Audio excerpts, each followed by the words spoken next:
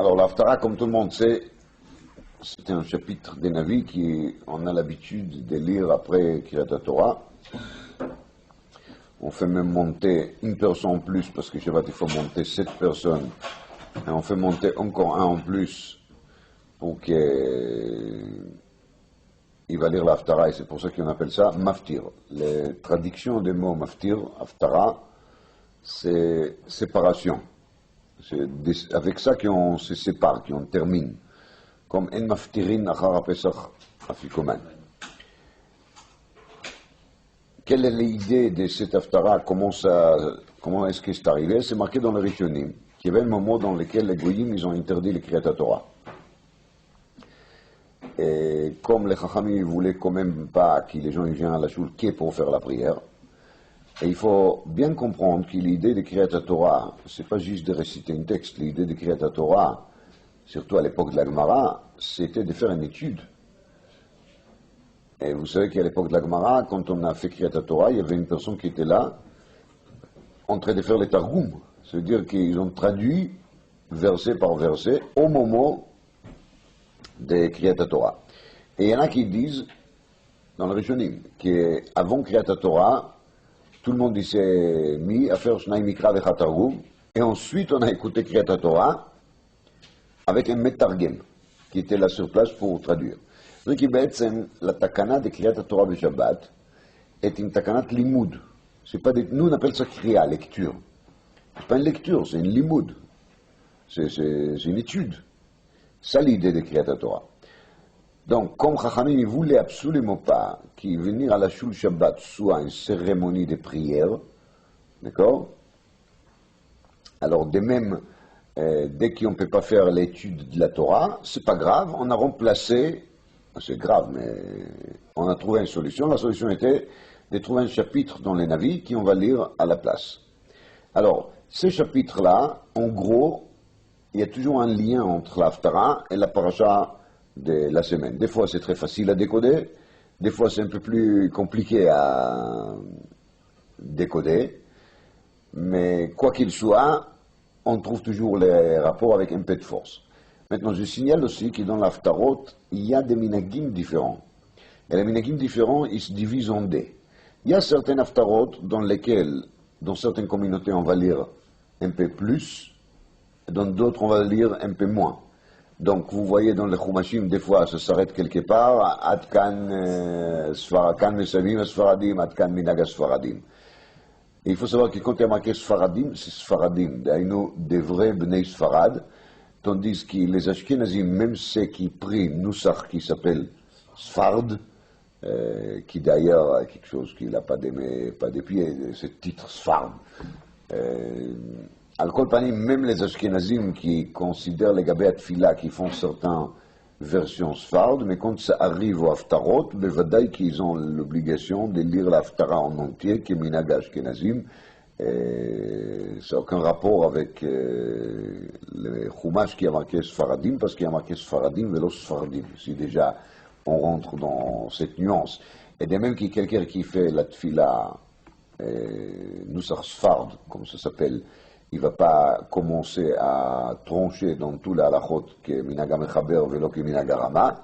Donc il n'y a pas de sens qu'il va faire ça pour l'Haftarot non plus. Maintenant, de même, vous trouverez dans le Chumashim sur certaines parachiotes d'autres haftarot ou des possibilités, et c'est surtout, si vous regardez bien dans le Chumashim, minag italianim. En Italie, il y avait des communautés qui avaient l'habitude de réciter d'autres haftarot que nous. En vérité, quand on regarde les haftarot, on voit aussi des rapports avec la paracha.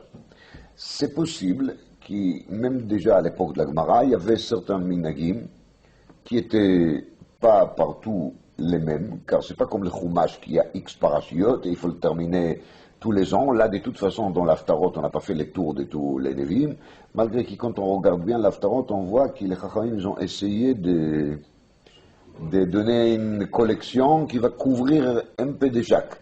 C'est-à-dire, on trouve un peu de Shmuel, un peu de... Il y a même Yoshua, Shoftim, Melachim. Il n'y a pas un livre qui était complètement laissé de côté. Il y a des échantillons de tous les livres. Peut-être c'est aussi pour nous donner un peu de l'appétit, je ne sais pas. J'ai dit donc que quand on lit une Haftara italien, si on se trompait, on a lu la Haftara italienne, on n'est pas des avarianim, on n'est pas des épicores, ça va, mais il ne faut pas relire la Haftara.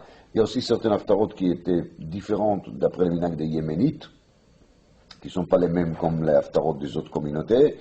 Atzad HaShaveh on est yotze dès qu'on a lu X psukim. En gros, il faut que dans la Haftara, il y aura 10 psukim. Et c'est les parallèles des 3 personnes qui montent à la Torah.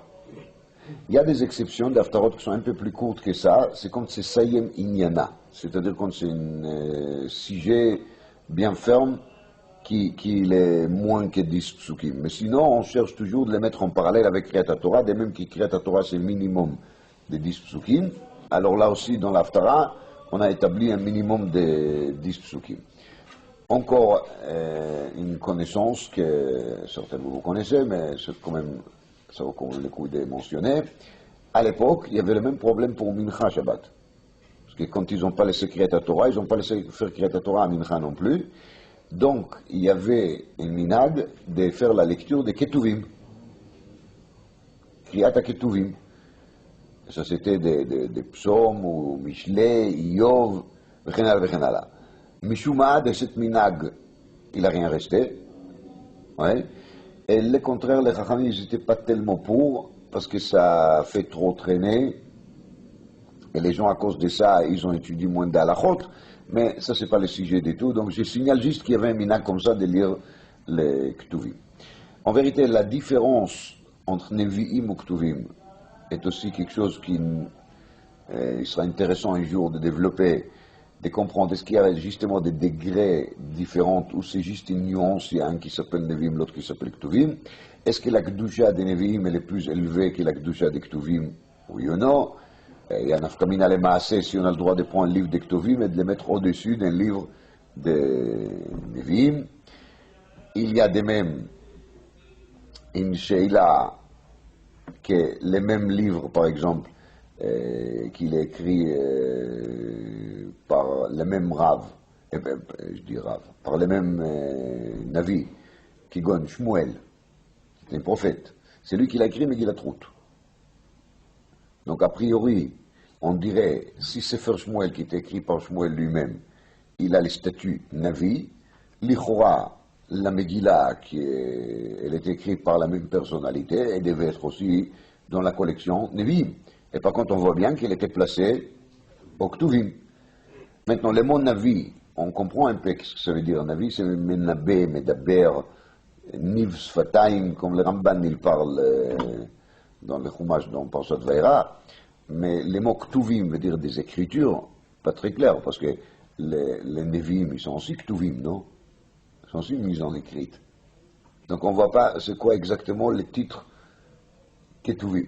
Mais ça c'est un sujet pour soi, que peut-être ça vaut le coup de développer un jour, de bien détailler tout ça. Compagnons, je reviens au sujet des Haftarot. Haftarot égale Nevi'im. Concernant l'étude de les Nevi'im, je vais juste mentionner des points qui sont contradictoires, complètement contradictoires, mais ils sont toutes les deux vrais. C'est une Gemara qui se trouve dans Masechet Brachot. Dans Masechet Brachot, Daf Kafret Amud Bet, il y a marqué dans la Gemara qu'un des Tanaïm, il a laissé un testament. Et dans le testament, il a dit Min'u bnechem min ha'higayon, v'shivum ben birkei talmidei chachamim. Éloignez vos enfants des higayon. Et habituez-les de se trouver entre les genoux des talmidei chachamim. Qu'est-ce que ça veut dire empêcher vos enfants des higayon? Le mot higayon, dans l'hébreu moderne, veut dire logique. Et déjà le Rambam, il s'est servi de ça parce qu'il a écrit un livre qui s'appelle Milot HaHigayon. C'est-à-dire, c'est comme un sort d'index qui le Rambam il nous donne sur tous les mots qui définissent la pensée, la philosophie, les réflexions. Milot HaHigayon, les paroles de Higayon. Mais Rashi sur place, sur la Gemara là-bas, Min ubnechem min ha'igayon, il dit Lo targilum bamikra yoter midai. Mishum de mashra. Il ne faut pas habituer vos enfants d'étudier trop de mikra, parce que mashra, apouche mashra, dire qu'il y a un risque que l'enfant, quand tu vas lui proposer de faire l'étude de Sefer Shmuel ou de Perek Shosh Nagach et Apara, l'Ichora, il va préférer de se lancer dans Sefer Shmuel avec toutes les histoires intéressantes qu'il y a là-bas, que de se lancer dans l'étude de la Gemara. Donc c'est un danger. Alors il faut éloigner les enfants de l'étude des Navi. Et Rabbeinu Baal Hatzlach, le Nadav Yehuda, sur place, il ajoute là-dessus une deuxième chose, qui va nous aider à comprendre un peu les phénomènes historiques qu'on ne peut pas nier, qu'en vérité les gens étudient très peu de Nevi'im ou des Ktuvim. Très très peu. Et pas, je ne parle pas maintenant des gens qui étudient rien, je parle même des gens qui sont des connaisseurs des Torah et qui consacrent bien des temps pour l'étude de la Torah. Quand ça arrive en Nevi'im ou Ktuvim, c'est l'air qu'ils sont complètement éloignés de ça. Alors, ce phénomène historique, il s'explique ici dans les Tzlach. Et les Tzlach, je vous rappelle, il a vécu il y a à peu près 200 ans. dit les Tzlach, נראה לעניות דעתי, משום שלימוד המקרא, גם האפיקורסים לומדים בשביל הלשון, כמו שלומדים שאר לשונות. Il y avait un monsieur qui s'appelait Ben Yehuda. Oui. C'est un monsieur qui avait beaucoup de connaissances de la Shona Kodesh, et bien sûr, la majorité des mots de la Shona Kodesh, leurs sources, leurs racines, ils se trouvent dans le Nevi'im, dans les Ktuvim. Donc la personne, il était assis, avec la tête découverte, et des fois, Yom Kippour, en train d'étudier le Tanakh et d'écrire des mots qu'il a sortis pour renouveler la langue. Il a fait la renaissance de la langue hébraïque. Donc, on dirait que ça existait déjà à l'époque de בעל הנודע ביהודה, שגם האפיקורסים לומדים בשביל הלשון, כמו שלומדים שאר לשונות. Dire dans chaque langue, si je veux vraiment connaître les sources de la langue, je dois faire la lecture des anciennes littératures. Si je vais lire les anciens livres de ce pays, je vais comprendre les sources de la langue, comment est-ce que la langue a été construite. C'est très simple. C'est celui qui veut vraiment connaître le français, il doit apprendre le latin. Et quand on apprend le latin, on sait comment est-ce que la langue française a été construite à partir du latin. ממילא, ואם לא תשגיח על בנך בילדותו רק על לימוד המקרא, יכול להיות שתיקח לו מלמד אחד משלהם, כי גם הם יודעים ללמדו. Donc les enseignants qui l'enseignent la Bible, le Tanakh, il se trouve aussi parmi ces gens-là qui sont des apicorsim, qui ne sont pas des croyants. ממילא, מתוך כך בנך נמשך אחריהם גם בדעות נפסדות. Et donc ton fils soit attiré derrière eux pour des mauvaises idées. Donc, les tzlach, kaniré, il veut expliquer ça dans Rashi. C'est ça qu'il dit Rashi Mishum de Mashra. Mon cher, ça attire. Qu'est-ce qu'il attire? C'est pas seulement l'étude lui-même, c'est les gens qui enseignent qui sont pas toujours très glades, très cachers même. Alors ils risquent d'attirer les enfants et de leur mettre dans la tête des idées qui sont des idées dangereuses. ובפרט בזמננו שנתפשט התרגום אשכנזי, וזה מושך לקרות בספרי הגויים כדי להיות בקיא בלשונם. Donc aujourd'hui tout était traduit en français. Là, il y a marqué Ashkenazi, mais ça revient au même. Donc, à l'époque, ça s'est passé comment? L'enfant qu'il était censé d'apprendre le Tanakh pour apprendre la langue, le Shona Kodesh, mais ce faux d'avoir, quand ça a été traduit de la Shona Ashkenaz, en allemande, alors, le Tanakh est devenu un serviteur pour apprendre l'allemand. Et c'était comme ça. C'était comme ça. Et donc, donc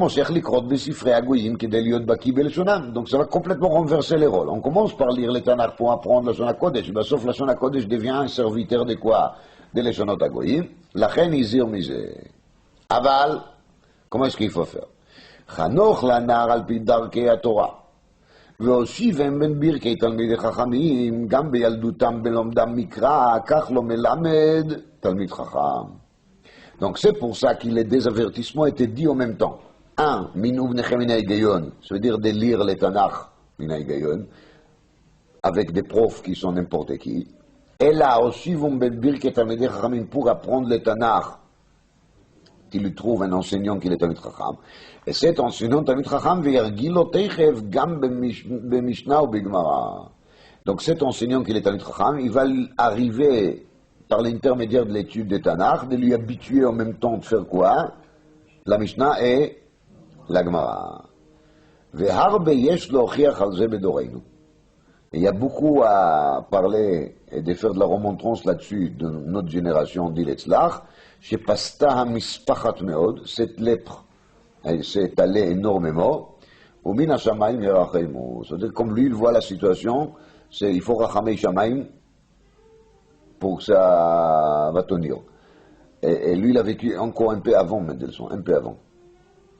Mais s'il aurait vu tout ce qui s'est passé après, c'était une catastrophe. Kol panim, il faut savoir d'étudier le Tanakh sans les commentaires de Chazal, c'est très grave. Parce que la façon qu'on lit les textes de Sifra Nevi'im, il risque de nous amener à des pensées, à des conséquences qui sont complètement tordues. Je prends l'exemple le plus connu, l'histoire de David et Bathsheba. C'est une histoire qui a l'air d'être moche comme c'est pas possible. Mais vraiment comme c'est pas possible. Et il vient le Chachamim dans la Gemara, et ils nous disent, Kol Omer David Chata, et nous la Torah. Alors bien sûr, quand on lit une phrase pareille, il y a toujours une petite pensée qui pénètre et dit, ah ouais, évidemment, les Chachamim, c'est le rôle d'arrondir les angles, d'essayer de ne pas parler trop de mal de David Amelech. Ils veulent protéger les religieux, ils veulent protéger l'image de David Amelech, Tehillim, tout ça, on va pas... Non, on ne peut pas laisser les gens penser de choses pareilles. Donc, il nous raconte une histoire que chaque personne qui part à la guerre, il donne une guette à sa femme, etc., etc., etc. Tellement la Gemara, elle parle de ça qu'on se demande en fin de compte, alors où est le problème? Pourquoi après, les prophètes, il est venu pour faire de la remontrance à David? Où il était le problème? Ça veut dire qu'on saute à l'autre extrême et on se demande est-ce que s'il n'a pas fauté, alors pourquoi il a fauté quand même? Ça veut dire où? Quoi? Comment?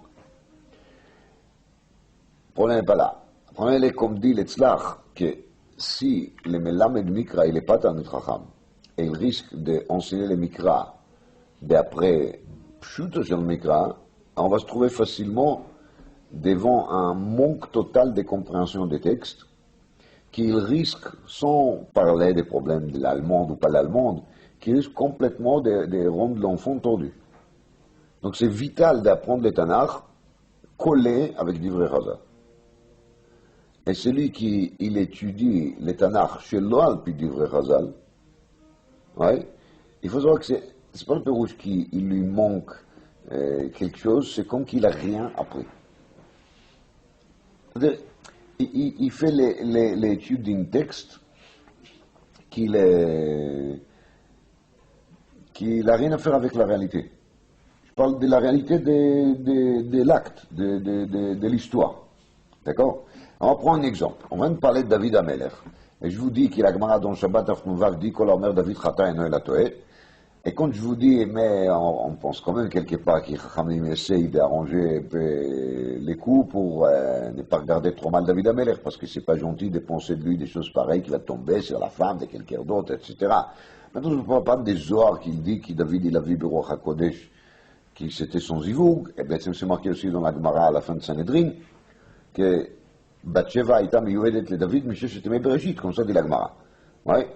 Mais, quand même, après tout ça, on s'est dit, mais les Chachamim sont des fois trop gentils parce qu'ils essayent de garder les intérêts de la communauté orthodoxe ou ultra-orthodoxe. Alors venez, on va ouvrir la Haftara de cette semaine de Chaye Sarah, et on va essayer de voir est-ce que c'est oui ou non vrai que les Chachamim sont là pour passer de la pommade, ou pour enduire, ou pour boucher les trous, ou pour arranger, ou pour arrondir les ongles. On verra. Donc, commencer la Haftara elle-même. Ve'amelech David Zaken, Baba Yamim. Donc, c'est en vérité déjà dans le premier pasuk, les rapports avec notre paracha, Avraham Zaken Babayamim, Vamelech David Zaken Babayamim. On parle de deux personnes, Babayamim, et voici les liens avec la paracha. Il n'est pas caché. Et les liens, ils s'enchaînent en vérité parce on va parler plus tard qui est devenu l'héritier de David Amelech. Et dans la paracha de cette semaine, on parle aussi d'Yitzhak, il devient l'héritier d'Avraham Avinu. De même qu'ici, David, il offre la royauté officiellement à Shlomo. Et Avraham, il a donné un shtar matana à Eliezer, comme Chachamim nous disent, al kol asher lo. C'est-à-dire que maintenant, tous les biens d'Avraham Avinu deviennent les biens de Yitzhak. Donc, c'est ça les deux points parallèles entre la paracha et la haftara. Kol panim, la haftara commence avec Vamelech David Zaken Babayamim. Vayichasu babgadim. Velo yicham lo. On les a couverts avec des vêtements et il reste toujours dans le froid. Il est frûlé. Donc, des choses pareilles peuvent arriver à n'importe qui. Mais voici un exemple. Quand on lit un passage comme ceci, Sefer Melachim. On commence les livres des rois. Les livres des rois, ils commencent avec un événement vraiment minable. On parle d'un vieil roi qui a froid et qu'on lui couvre avec des vêtements et il ne chauffe toujours pas. Puis il pleure. C'est vraiment miskin de parler de ça. Alors qu'on va parler de ça quelque part au plein, je sais pas, ou à la fin de Shmuel, Nagid. Parce qu'on a parlé de David jusqu'à maintenant, là il a déjà 70 ans. C'est la fin de carrière de David en vérité.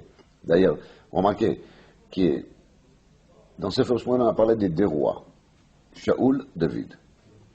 L'Ichora, ça pouvait aussi déjà être le début de Sefer Melachim. Mais non.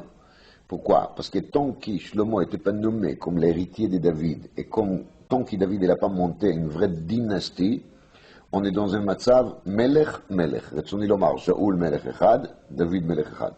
À partir de quel moment on passe au deuxième niveau, qui est le niveau Melachim, c'est à partir du moment que David il a nommé Shlomo. Et là, on va raconter comment est-ce que Shlomo a été nommé. D'accord? Deuxièmement, les livres, ils s'appellent Melachim aussi, parce que dans les livres Melachim, on va trouver comment est-ce que la royauté des peuples d'Israël a été divisée en deux, Malchut Yehuda et Malchut Israël.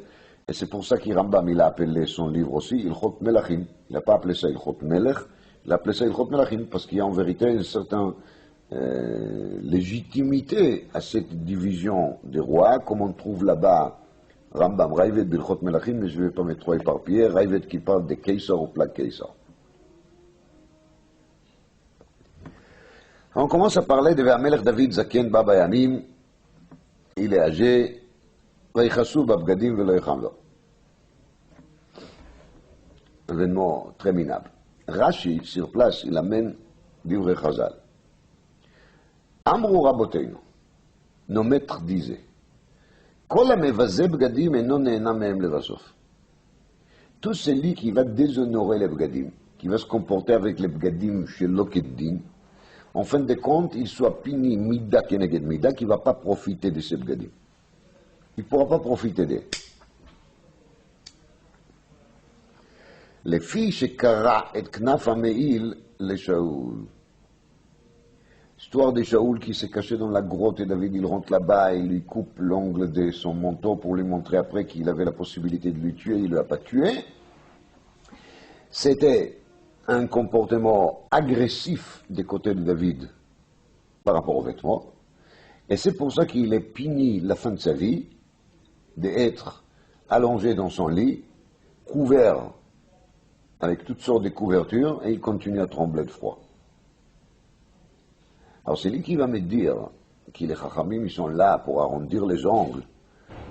Il me semble qu'il est tout simplement pas honnête.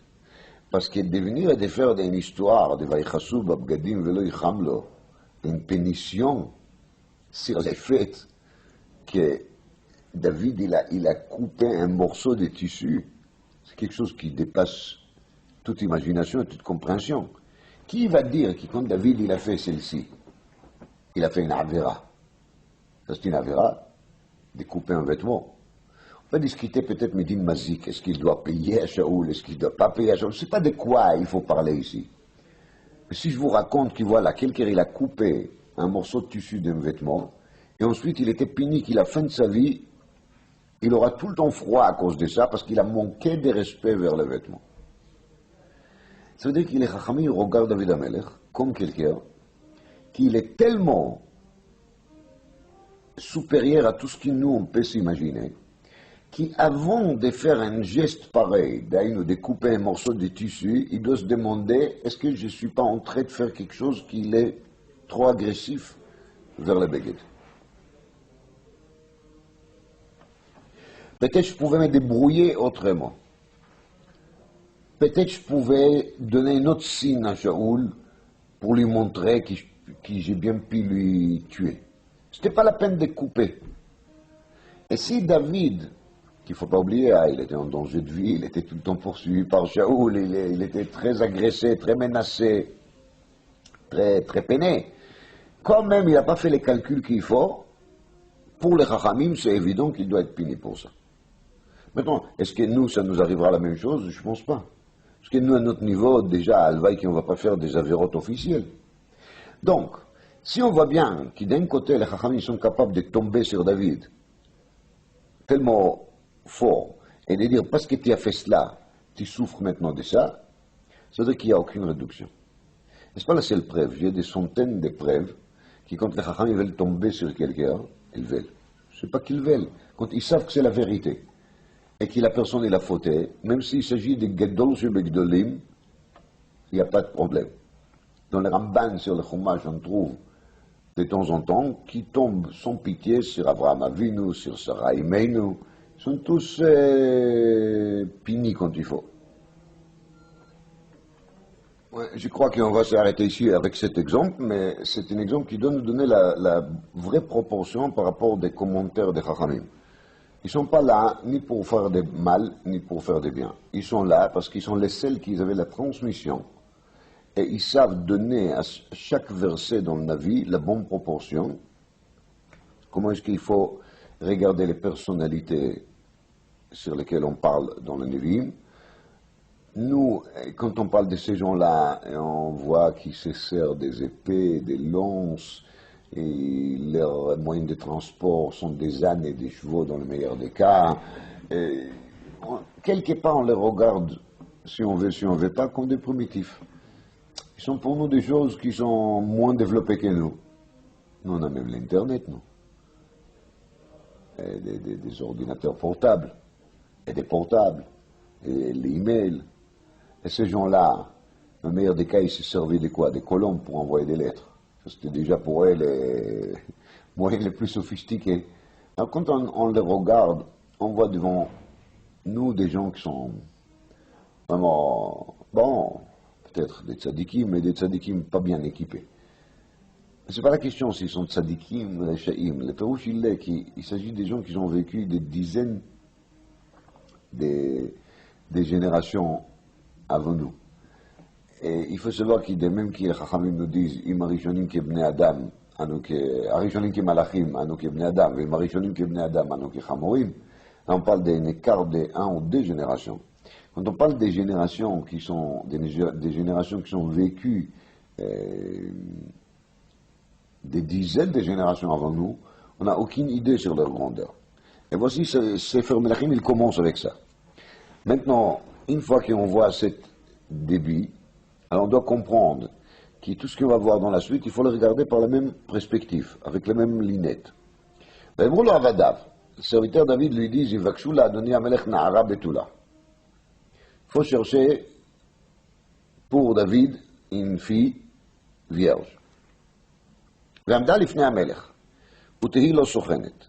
Cette na'ara betula, cette fille, cette jeune fille vierge, Amda lifnei HaMelech. Utehi lo sochenet.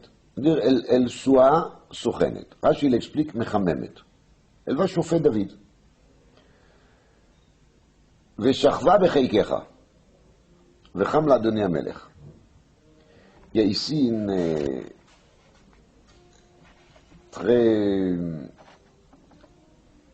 nuance très fin. On commence On parle de David Amelech Belachon Nistar. Je crois que c'est la troisième personne, non? La Adoni Amelech Nara Betula. Vamda Lifne Amelech.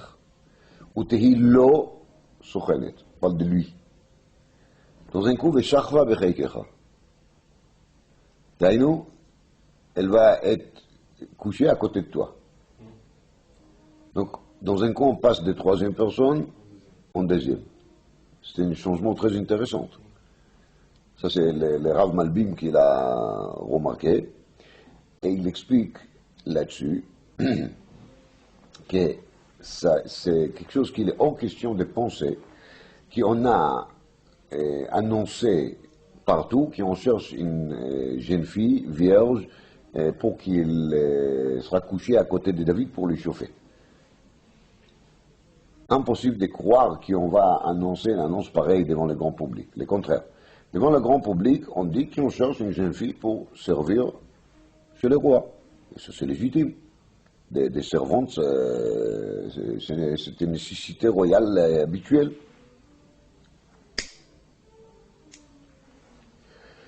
Donc, Utehilo Sochenet, c'est un mot qui se commande dans les deux sens. Sochen, ça peut être un manager, un responsable. Et Sochenet, c'est aussi milachon chimoum, chauffer. Comme je le mets le pasouk. Bokea etzim, yiskon bam. Celui qui coupe le bois, il va s'échauffer grâce à ces bois qui ensuite, il va se faire quoi? Et il va le mettre dans la cheminée. Donc le sochenet, c'est qui elle chauffe, et en même temps, elle est aussi le manager. Mais Veshachva Becheikecha, ce sera un secret intime qui personne ne le saura. C'est entre toi et elle. Vecham l'a donné à Melech. Autrement dit, et la seule utilité de ce contact entre David et la jeune fille, c'est uniquement Vecham. Rien de plus.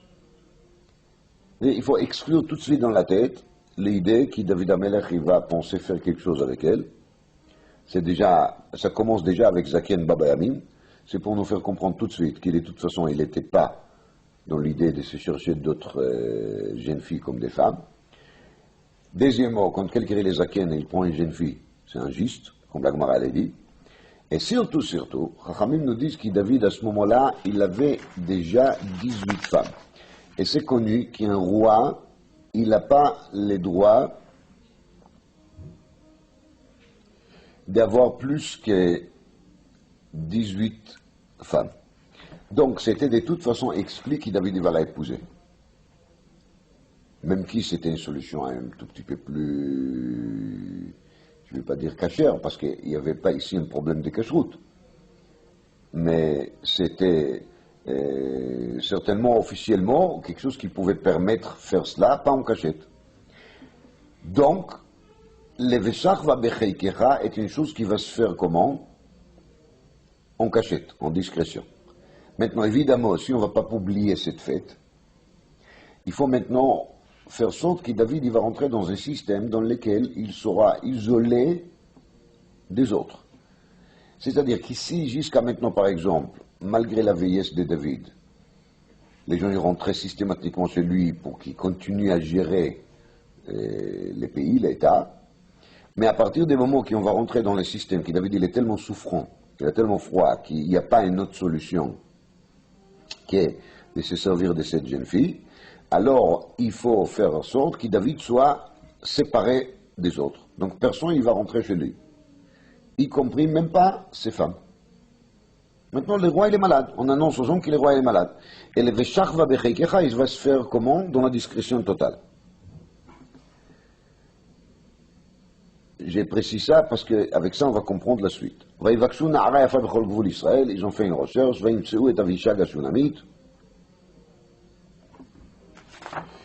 ils ont trouvé une fille qui s'appelle Avishag de la ville de Shunem. Vatehi lo sochenet, ועמדה לפני המלך, non, j'ai sauté. וימצאו את אבישג השונמית ויביאו אותה למלך ולאמנה. והנערה יפה עד מאוד. Elle était très belle. Alors, les choses qui sont intéressantes, c'est que dans la proposition, on ne parle pas du tout de la beauté. Ce n'était pas le problème. On n'a pas parlé de une belle fille ou pas une belle fille. Là, dans un cours, les passouk, ils nous informent, gratos, c'est un cadeau, on nous dit, Agav, qu'elle était aussi très belle. Pourquoi c'est tellement important? Parce que c'est lié avec la suite aussi. והנערה יפה עד מאוד, ותהי למלך סוכנת ותשרתהו. Donc elle était סוכנת dans les deux sens, c'est-à-dire officiellement כלפי חוץ, elle était סוכנת, genre secrétariat, etc., etc. ותשרתהו, elle est la servante, mais nous on sait qu'en discrétion, elle était aussi les moyens de chauffage, les derniers moyens qui restent pour que David ne va pas souffrir 24 heures sur 24. Et les passouk, il précise, Ve'amelech lo yeda. Et David Amelech, il n'a pas eu un rapport avec elle. Ça, non. Il y a les passouk, il dit, Ve'adonia ben Chagit mitnaseh leimor ani emloch. Adonia, le fils de Chagit, il s'élève la tête, et il dit, Ani emloch. Moi, je vais régner. Alors, c'est pas seulement qu'il est mitnassé dans les idées, il commence à pratiquer. Vayas lo rechev, ou farashim, il s'est fait une belle carrosse, il s'est fait des cavaliers, vachamishim ish ratzim lefanav, et 50 personnes qui couraient systématiquement devant lui. Aujourd'hui, il y a les motards qui roulent devant. À l'époque, c'était ratzim, des coursiers, des gens qui courent. Chachamim nous disent qu'il était tellement maniaque, Adonia, qu'il ces 50 personnes, ils ont passé une intervention chirurgicale, on les a enlevé la rate, et on les a enlevé une partie en dessous de pied, pour qu'ils pourront courir sans difficulté à la kotzim vers la barkanim, sur des épines, et on les a enlevé la rate, parce que vous savez, des fois, quand on court trop vite, ça commence à faire mal des côtés, c'est la rate qui souffre. Quand on enlève la rate, on peut courir plus vite. C'est-à-dire qu'Adonia ben Chagit était un monsieur très agressif. Et pour son kavod, il était prêt à faire aux gens des choses incroyables. Et les passouk, il explique tout de suite comment est-ce que l'idée est venue dans sa tête. C'est-à-dire, on a commenté d'après la Gemara, Netulei techol vechakukei kapot raglaim. Rashi l'amène ça. 50 ish netulei tchol vechakukei kapot raglaim. Comment ça se fait qu'une personne, il arrive à être tellement agressif, tellement cruel, qu'il pour un miette de kavod, pour que les gens ils courent un peu plus vite, il est capable de leur faire une intervention tellement agressive? Je m'imagine sans anesthésie. Velo atzavo aviv miyamav leimor madua kacha asita. Parce que son père lui a jamais dit pourquoi tu as fait ceci. Il lui a élevé dans la gentillesse. David, il a élevé Adonia dans la gentillesse. Pourquoi? C'est une autre question. Peut-être on va parler de ça, peut-être on va parler de ça. C'est une question. Mais dans la réalité, les passouk nous dit que la raison de tout ça, c'est pourquoi, la raison profonde de tout ça, c'est pourquoi. Velo atzavo aviv miyamav leimor madua kacha asita. Maintenant, il ne faut pas sauter à l'autre extrême et de dire, bon, si c'est ainsi, je dois maintenant acheter une grande loupe ou un microscope et de commencer à regarder mon fils par un microscope, et sur chaque petite pas qu'il va faire pas comme il faut, je vais commencer à lui faire de la remontrance. Ça, c'est non plus un bon système. Il faut quand même savoir être bien équilibré.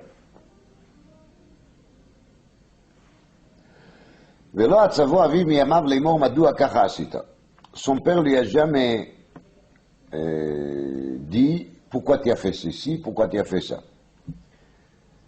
À part ça, avec Tov Toar Meod, il était très beau, et la beauté physique, c'est un danger. Et en plus, ça plaît aux autres. Quand on voit quelqu'un de beau, ça donne l'envie de s'attacher avec lui. Ve'oto yalda acharei Avshalom. Explique Rashi, et c'est marqué dans Midrash, qu'Avshalom, il n'était pas du tout de la même mère. Parce qu'Avshalom, il était le fils de Maacha. Et Adonia, il était le fils de Chagit. Il s'agit de deux femmes. Alors quoi ce terme, Ve'oto yalda acharei Avshalom, disent les Chachamim et Rashi, il amène ça, כלומר, גידלתו אחר תרבות שגידלה אמו של אבשלום. C'est-à-dire, Chagit, dans son système d'éducation, elle a éduqué, elle a élevé Adonia exactement dans le même système d'Avshalom. L'histoire d'Avshalom, elle est très connue, il s'est révolté contre David Amelech. Maintenant, je reviens au début de l'histoire.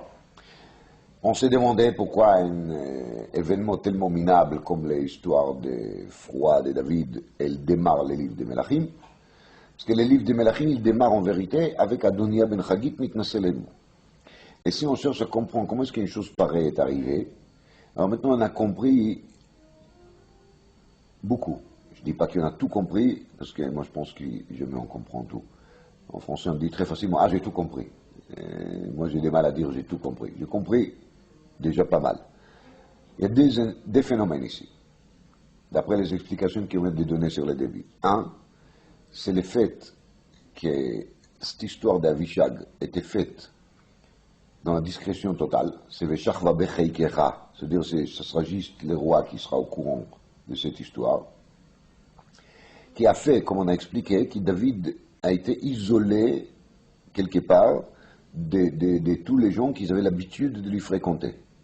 Adonia, il n'était pas bête. Dès qu'il a remarqué que David il est tellement malade, parce que c'est ce qu'on a expliqué aux gens, on a dit aux gens, David il est tellement malade qu'il maintenant il ne peut plus recevoir de monde. Il y a même ses femmes qui ne rentrent plus. Alors à partir du moment qu'Adonia il a vu que David il est isolé, et il s'est dit c'est maintenant le moment. Parce que si David il va mourir et les gens ils vont nommer un autre comme roi, c'est fichu pour moi. Ou bien ce sera plus difficile, alors quand David il est tellement malade, il n'y a personne qui gère, il n'y a personne qui dirige, les gens ils sont un manque. Et de l'autre côté, David, il est totalement passif, inactif. Donc, c'est les moments dans lesquels je peux remplacer les trous. Je peux boucher les trous et je peux remplacer David. Et ce sera tout à fait naturel que je ferai ça. 2. Les versets, il nous a ajouté gratuitement Vanara Yafamod, qu'elle était très belle. Et c'est là qu'il est passé qu'il dit après votre Eldach Avshalom. Ça veut dire qu'Avshalom, quand on relit son histoire, une des choses qu'il a fait pour montrer aux gens qu'il est maintenant le roi, c'est qu'il s'est permis d'avoir un rapport avec les Pilagishim de David. Comme ça, marqué dans le passage. Quelque part, et je ne vais pas être freudien évidemment, mais quelque part, des fois c'est vrai, que les histoires des femmes, ils sont derrière les idées de la personne. Quand Adonia, il a vu cette jeune fille qui est maintenant la servante de David, pour lui elle est seulement la servante, il n'y a pas de mal. Alors, il regarde la fille, il voit qu'elle est Yafa Meod. Et lui, il est aussi Tov Toar Meod. Donc les Yafa Meod et les Tov Toar Meod, pour lui c'est un chidour génial. David il va mourir bientôt, parce que s'il est tellement malade qu'on est loin tout le monde de lui, on l'isole, ça signifie que vraiment c'est la fin. Et donc, à partir du moment que David il va mourir, lui, Adonia, il va épouser qui? Avishag Nahara Yafa Meod, ce sera un chidour royal, et avec ça, le fait qu'il ait la continuité de David va faire une coopération entre les agréables et les utiles. D'un côté, c'est très agréable d'avoir une femme jeune, vierge, tellement belle, et de l'autre côté, ça va bien fonder sa position comme le vrai héritier des rois, parce qu'il a hérité même une femme qui était presque la femme de David. Donc en vérité, toute la première partie, les 4 premiers versets qui nous parlent de l'état de David actuel, ils sont là pour nous expliquer comment est-ce Adonia, il s'est permis de faire une chose qui, a priori, il était condamné à l'échec d'avance. Une fois qu'il a vu déjà qu'est-ce qui est arrivé avec Avshalom, il pouvait se dire, je ne vais pas terminer comme Avshalom, c'est pas intéressant. Pourquoi je vais me lancer dans une aventure pareille? C'est très dangereux, c'est vraiment pas souhaité. Et quand il a quand même fait ceci, c'est parce qu'il y avait ici des choses qui l'ont poussé de les faire. Donc pousser de les faire, c'est comme j'explique, c'est jusqu'à 3 choses. 1, le fait qu'il s'est senti très sûr de son coup parce que David il est isolé. 2, parce qu'il a jugé que même politiquement parlant, ce sera très intéressant tout de suite après la mort de David de prendre cette nouvelle jeune fille qui est, elle est maintenant dans le palais royal. Et troisièmement, il avait tout simplement envie d'elle. sans discussion. Alors, comment on fait ça? D'abord, il ne faut pas être tout seul. Il faut coopérer, il faut s'allier avec tous les anciens. Voilà, un petit cours à ceux qui veulent bien organiser une révolte, un coup d'État. Comment est-ce qu'il faut travailler? Donc la première personne avec laquelle il parle, c'est Yoav. Rachid dit tout de suite pourquoi juste Yoav. Parce que cet Yoav, il n'était pas très bien avec David. Il était Saratsara d'un côté. Mais de l'autre côté, il a tué Avner, il a tué Amasa et il a tué Avshalom. Et donc, Adonia, il était très malin, très intelligent, et il savait qu'Yoav, il a en vérité peur de David, et il ne sait pas comment ça va se passer une fois que David il va mourir. Il craint que David, peut-être, avant de mourir, il va prendre sa revanche de lui, et même si, pas lui, parce qu'il a fait des promesses ou des semi-promesses, mais il va faire le nécessaire pour qu'après, la revanche soit prise, comme c'était la réalité ensuite. Deuxièmement, il a parlé Vim Eviatar à Kohen. Eviatar à Kohen, il avait le même problème. Parce qu'à un moment, David Amelech, il l'a remplacé par Tzadok. Car Eviatar, il a fait ça qui s'appelle chez Elat Urim Vetumim. Il a posé des questions aux Urim Vetumim qui n'ont pas répondu. Et donc, c'est à cause de ça que David, il a compris qu'il n'est pas les Kohen qu'il a pensé. Il est un Kohen. Et donc, il l'a remplacé par qui? Par Tzadok. Donc, Eviatar, il faisait aussi partie des gens qui ont senti repoussés par David Amelech. Donc, on fait la collection, on réunit tous les gens qu'on appelle dans l'hébreu moderne les Koupachim. Ça veut dire tous les gens qui sentent qu'on les a écartés, qui sont les déçus, ceux qui sont déçus, qui se sentent vivre dans la injustice. Vayazru après Adonia. Donc ces gens-là, ils ont bien aidé Adonia. Mais par contre, Tzadok HaKohen, Uvnayahu ben Yoyada, Venatan HaNavi, Veshimri, Verei, Vagiborim asher le David, Lo ayu im Adoniahu. Tous ces gens-là, ils n'ont pas suivi Adoniahu, ils ont resté des côtés. En ce moment, ils ne prennent pas de position, mais les Navi, il nous dit, Lo ayu im Adoniahu. Mais, c'est aussi une petite critique. Lo ayu im, c'est une chose, Avalgam lo ayu neged. Ils n'étaient pas là non plus pour contester. Et ça, c'est une tana, quand on voit une personne qui il est dans un problème, ou qu'il essaye de faire quelque chose qu'il ne faut pas faire, il ne faut pas dire Shalom alaïch nafshi, c'est pas mon problème, il ne faut pas se mêler toujours. Il faut se mêler. Il faut se mêler. Dans la paracha de la semaine dernière, on a lu, Sarah, elle a dit à Abraham, Hamasi alecha.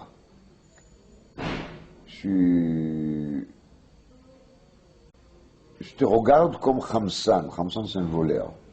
Explique Rashi. Quand tu as prié, tu as demandé à Kadosh Baruch Hu d'avoir les enfants, tu as prié pour toi. La preuve, tu as une enfant d'Agar. Et moi, j'ai toujours pas. Donc, tu m'as volé la prière. Rav Shach Zatzal, il a dit là-dessus, on voit bien de là que quand quelqu'un il peut prier pour quelqu'un d'autre, il ne le fait pas, c'est pas qu'il n'a pas fait chesed, c'est qu'il lui a volé un droit. C'est-à-dire, on a les droits d'attendre de la part des gens qui sont à côté et qui voient notre souffrance, de faire sorte qu'ils vont bien faire quelque chose pour nous. Alors, ça qu'il a dit, ça c'est déjà par rapport à une prière, mais il a dit une autre chose. Si tu vois à côté de toi une personne à qui tu peux aider et tu ne le fais pas, tu as volé de lui un droit. C'est un droit qu'il a.